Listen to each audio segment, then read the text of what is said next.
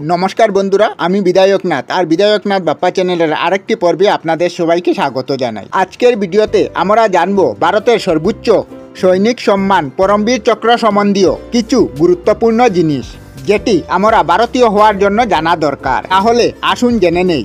পরমবীর চক্র ভারতের এমন একটি সৈন্য সম্মান যেটা শত্রুদের সামনে নিজের প্রাণের পরোয়া না করে বীরত্ব প্রদর্শন করা এবং সর্বোচ্চ বলিদানের জন্য আমাদের বীর জওয়ানদের প্রদান করা হয়।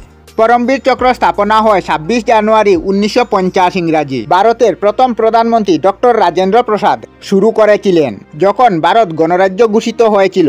ভারতের সর্বোচ্চ সম্মান ভারতরত্নের পর সবথেকে প্রতিষ্ঠিত পুরস্কার আর মিলিটারি সর্বোচ্চ সম্মান যদি কথা বলি এর ডিজাইনের, তাহলে পরমবীর চক্র দেখতে গোলাকার ও এটি ব্রোঞ্জ দিয়ে বানানো, যার ডায়ামিটার 1.375 ইঞ্চি আর মিলিমিটারে 34.9 মিলিমিটার। তার ফ্রন্ট সাইডের সেন্টারে ভারতের রাষ্ট্রীয় চিহ্ন অশোক স্তম্ভ, এর চারিদিকে বজ্রের সিম্বল। বজ্র কিং অফ গড ইন্দ্রদেবের একটি পৌরাণিক হাতিয়ার, আর তাকে এই মেডেলে এই জন্য বানানো হয়েছে কারণ বজ্র স্যাক্রিফাইস অর্থাৎ বলিদানের প্রতীক। কারণ এই হাতিয়ার বানানোর জন্য ঋষি দধিচি নিজের জীবনের বলিদান দিয়েছিলেন, আর উনার অস্থির সাহায্যে দেবশিল্পী বিশ্বকর্মা বজ্র বানিয়েছিলেন।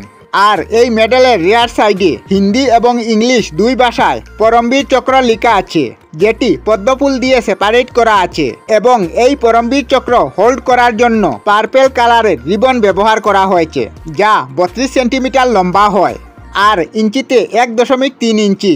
আর আপনারা এটা জানলে অবাক হবেন, পরমবীর চক্র দিয়ে সবথেকে প্রথম সম্মানিত কুমাও রেজিমেন্টের এই মেডেল ডিজাইন করা সাবিত্রী কানালের ডটারের ব্রাদার ইন ল ছিলেন।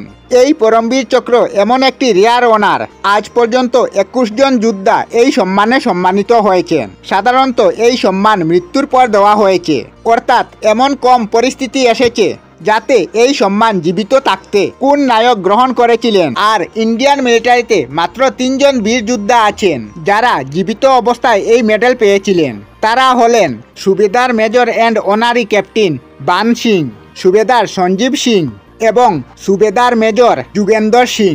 শুধু তাই নয়, যে 21 জন বীর যোদ্ধা এই মেডেল দিয়ে সম্মানিত হয়েছিলেন তাদের মধ্যে 20 জন ইন্ডিয়ান আর্মি থেকে আর 1 জন ইন্ডিয়ান এয়ারফোর্স থেকে। উনার নাম ফ্লাইং অফিসার নির্মলজিৎ সিং জেকওয়ার। এখন পর্যন্ত ইন্ডিয়ান নেভিতে এই সম্মান দ্বারা কাউকে সম্মানিত করা হয়নি।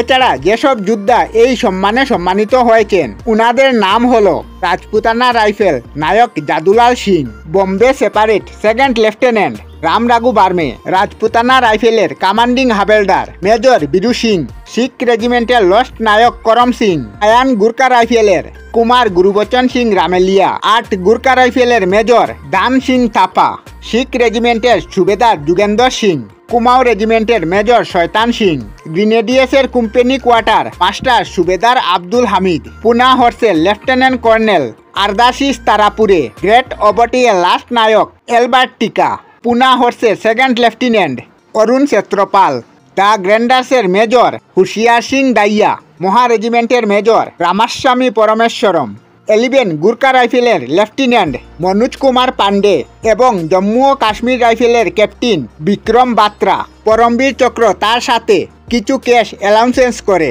আর এই সম্মান মৃত্যুর পর যদি কোনো মিলিটারি পার্সনকে দেওয়া হয় তাহলে তার পেনশন তার ওয়াইফের খাতায় ট্রান্সফার করা হয় যতদিন পর্যন্ত তার মৃত্যু হয় না বা দ্বিতীয় বিবাহ করেন না। আর আনমেরিড পার্সনের ক্ষেত্রে এই অ্যালাউন্সেন্স সুজা উনার মাতা পিতাকে দেওয়া হয়। আর এই অ্যালাউন্সেন্স রেগুলার পেয়ের সাথে 30,000 টাকা পার মান্থ হয়। আলাদা আলাদা স্টেট গভর্নমেন্ট পরমবীর চক্র পাওয়া ব্যক্তির জন্য আলাদা আলাদা অ্যালাউন্সেন্স দিয়ে থাকে।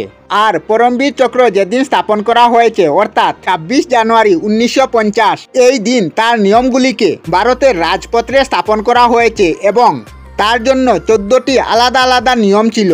কিন্তু 26 জানুয়ারি 1980-তে এই নিয়মের মধ্যে কিছু সংশোধন করা হয়েছিল।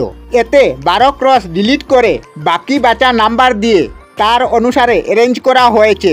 আর পরমবীর চক্র লাস্ট অ্যাওয়ার্ড ক্যাপ্টেন বিক্রম বাত্রা ছিলেন 7 জানুয়ারি 1999-তে কার্গিল অপারেশন বিজয় দ্বারা বীরগতি হয়েছিলেন। আর এই পরমবীর চক্র ইউএস এর মডেল অফ অনার আর ইউকের ভিক্টোরিয়া ক্রসের ইকুইভ্যালেন্ট মানা যায়।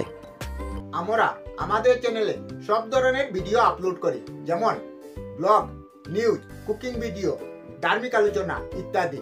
যদি আপনারা এই ধরনের ভিডিও দেখতে পছন্দ করেন তাহলে এই চ্যানেলটি নিশ্চয়ই সাবস্ক্রাইব করবেন।